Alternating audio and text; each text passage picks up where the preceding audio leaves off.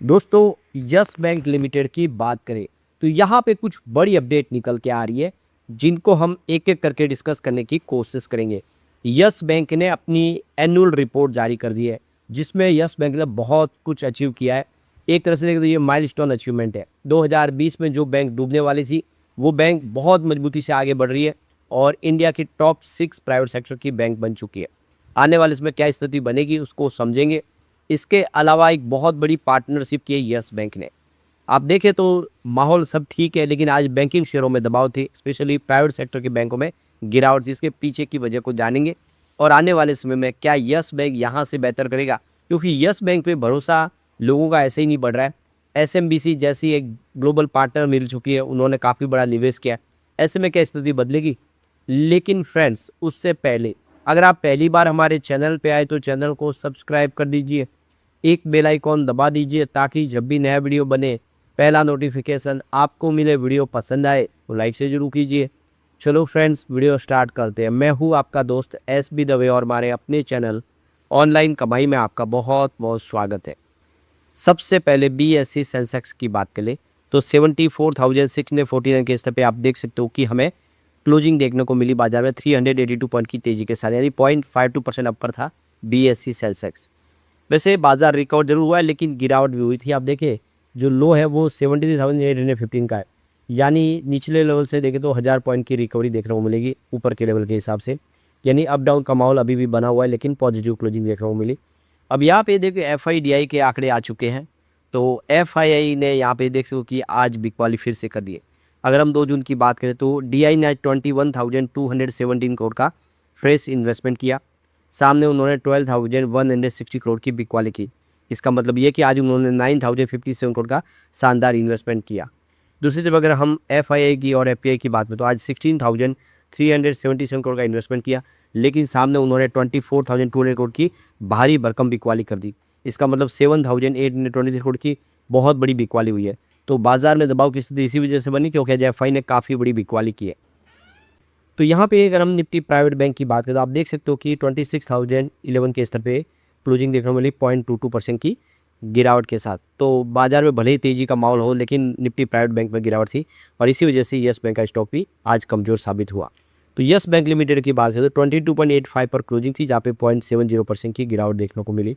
तो कल 23.01 पर क्लोजिंग हुई थी और आज 22.92 पर कमजोरी के साथ शुरुआत हुई। और इंट्राडे में आप देखें तो कुछ हल्की सी तेज़ी बनी थी, 23.02 का हाई बना, लेकिन तेज़ी रह नहीं पाई, टिक नहीं पाई और गिरावट हुई। तो 17.20 इसका 52 वीक का लो और हाई 24 का। फिलहाल स्टॉक अगर आप देखें तो डे 24 और 52 वीक के हाई के आसपास है, 24 के आसपास है। अब यहाँ पे जो बड़ी अपडेट निकल के आ रही है, यस बैंक की एक इन्वेस्टर इंस्टीट्यूशन मीटिंग हुई थी और जिसका नतीजा हमारे सामने जो गई, तो इसको गोल्डमैन सैक्स की तरफ से एशिया फाइनेंशियल कॉर्पोरेट डे के तौर पे मनाया गया था। तो ये देखिए काफ़ी बड़े फंड हाउस के साथ में मीटिंग हुई। ये मंडे को हुई है, 1 तारीख 2026 को 10 बजे कर 11 बजे तक, 10 से 11 1 घंटे का ये पूरा इवेंट था, जिसमें बहुत सारे फंड हाउस ने हिस्सा लिया, जिसमें 361 एसेट, इसके अलावा Aditya Birla Sun Life AMC, इसके अलावा बालेसी एसेट मैनेजमेंट लिमिटेड एलपी और E fund management company limited. इसके अलावा देखें तो हारा global capital management limited, Millennium capital DFC limited, इसके अलावा Millennium capital partners LLP, Polymer capital management limited, इसके अलावा RBC global asset management limited और देखिए कि Tara capital partners India limited, Goldman सैक्स इंडिया सिक्योरिटी प्राइवेट लिमिटेड। तो इन सब के साथ में इन्होंने मीटिंग रखी है। काफ़ी बड़ा इवेंट हुआ है, कुछ बड़े फैसले लिए गए। अब यहाँ पे यस बैंक ने अपना इन्वेस्टर प्रेजेंटेशन जारी कर दिया है। कंपनी ने क्या क्या अचीव किया उसकी सारी जानकारी दी है। कुछ मुख्य जो हेडलाइन है उसको हम डिस्कस करेंगे। पूरी रिपोर्ट तो जारी जो हुई है उसको हम नहीं देख सकते, काफ़ी बड़ी रिपोर्ट है। सबसे पहले रेटिंग की बात करें, सबसे महत्वपूर्ण होता है हर कंपनी के लिए रेटिंग।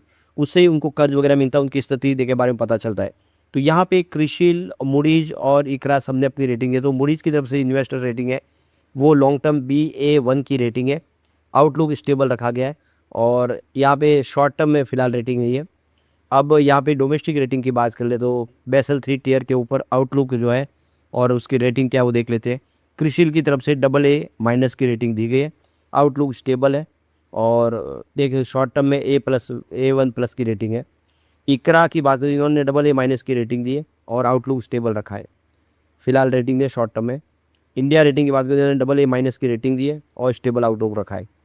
केयर रेटिंग की बात करें, इन्होंने भी AA- की रेटिंग दी है और स्टेबल आउटलुक रखा है। यानी एक तरह से देखें तो सबकी अच्छी रेटिंग यहाँ पे देखने को मिल रही है।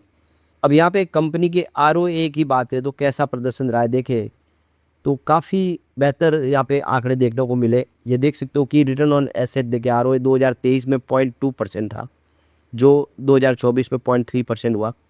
फाइनेंस 2025 में ये 0.6% तक पहुँच गया, तो 26 में ये 0.8% तक पहुँच गया। यानी 2.2% से सीधा 8% का सफ़र, और लगातार साल दर साल ROA में काफ़ी अच्छा सुधार हो रहा है यहाँ पे। ये यस बैंक की जीत है।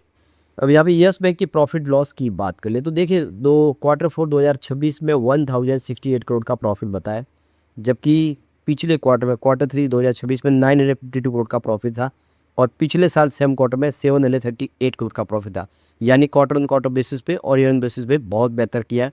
तो क्वार्टर ऑन क्वार्टर बेसिस पे 12.3% की वृद्धि हुई है, जबकि ईयर ऑन बेसिस पे 44.7% की जंप देखने को मिली है। तो कंपनी का प्रॉफिट ज़बरदस्त तरीके से बढ़ रहा है, ये बहुत अच्छी बात है। अब यहाँ पे जो बड़ी गुड न्यूज़ निकल के आ रही है, भारत पे ने यस बैंक के साथ मिलकर पार्टनरशिप में यूपीआई पर क्रेडिट की नई सुविधा शुरू कर दी है। तो ये देश की अग्रणी फिनटेक कंपनी है। यूपीआई भुगतान के लिए भारत पे ने मंगलवार को भारत पे फ्लैक्स पेश कर दिया है। यस बैंक द्वारा संचालित इस नए क्रेडिट ऑन यूपीआई समाधान ग्राहकों को रोजमर्रा के यूपीआई भुगतान में अधिक लचीलापन और वित्तीय नियंत्रण प्रदान करेगा। उपयोगकर्ता दुकानों पर क्यूआर कोड स्कैन कर भुगतान कर सकते हैं, ऑनलाइन खरीदारी कर सकते हैं, बिल का भुगतान कर सकते हैं, मोबाइल रिचार्ज भी कर सकते हैं, अपना ट्रैवलिंग कर सकते हैं, ईंधन लेने जैसे खर्च भी यूपीआई का उपयोग करके उसको कर सकते हैं। तो ये क्रेडिट लाइन का उपयोग मिलेगा। अगर आपके पास बैंक में पैसे नहीं है, अकाउंट में पैसे नहीं है, तब भी आप क्रेडिट के ऊपर खरीदारी कर सकते हैं। ये बहुत बड़ी राहत है। तो भारत पे ने ये ज़बरदस्त सर्विस लॉन्च की है यस बैंक के साथ मिलकर। बिना बैंक बैलेंस के भी आप अपने यूपीआई पेमेंट कर पाएंगे। तो पैसा आपके अकाउंट में नहीं है, उसके बावजूद भी आप क्रेडिट और यूपीआई सर्विस का इस्तेमाल कर सकते हैं। सिर्फ 3 मिनट में आपको अप्रूवल मिल जाएगा और आसान ईएमआई होंगे। 45 दिनों तक कोई ब्याज भी नहीं लगेगा, यानी बहुत ही शानदार सर्विस। तो यस बैंक के साथ मिलकर भारत पे फ्लैक्स सर्विस शुरू कर दी है। इसका सीधा मतलब ये कि आप अपने यूपीआई से उधार क्रेडिट पर रोजमर्रा के भुगतान कर सकते हैं। तो अगर आपके बैंक अकाउंट में पैसे नहीं है तब भी आप सर्विस ले सकते हैं। दुकान पर क्यूआर कोड स्कैन करके आप पेमेंट कर सकते हैं, ऑनलाइन शॉपिंग कर सकते हैं, बिजली पानी का या मोबाइल रिचार्ज कर सकते हैं, हर तरह के पेमेंट कर सकते हैं, बिल भर सकते हैं, और पे आपको बाद में करना होगा। तो एक तरह से ये डिजिटल लोन की तरह है। इसके लिए आपको कोई नया ऐप डाउनलोड करने या पेमेंट करने का तरीका बदलने की जरूरत नहीं है। आप जैसे ही पहले यूपीआई से पेमेंट करते बिल्कुल वैसे ही करेंगे। अंतर सिर्फ इतना होगा कि पैसा आपके बैंक अकाउंट से कटने के बजाय आपको बिलीव क्रेडिट लिमिट से कटेगा। उसके फ्यूचर बहुत ही ज़बरदस्त है। 45 डेज़ तक अगर आप पेमेंट करें तो आपको कोई ब्याज नहीं लगने वाला।